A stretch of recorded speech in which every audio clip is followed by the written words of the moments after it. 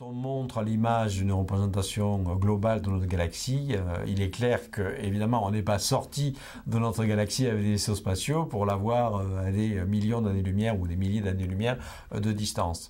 Alors, deux choses l'une, soit ce sont en fait des représentations qui sont en fait adaptées de la vision d'autres galaxies dont on sait qu'elles sont quasiment jumelles de la nôtre, qu'elles doivent ressembler à la nôtre. Voilà.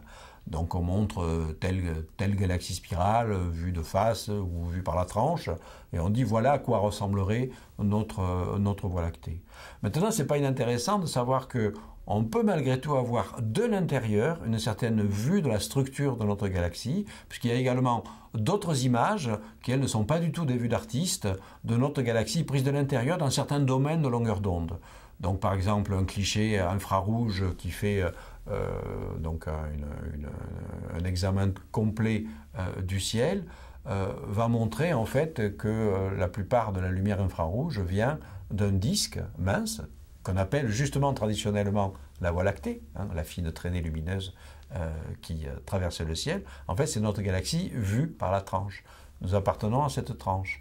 Donc, vu depuis la tranche, on peut prendre un cliché global et on verra effectivement que l'ensemble des étoiles de la matière céleste a tendance, même vu de l'intérieur, à se regrouper dans un disque mince et fin avec un renflement central qui s'appelle le bulbe.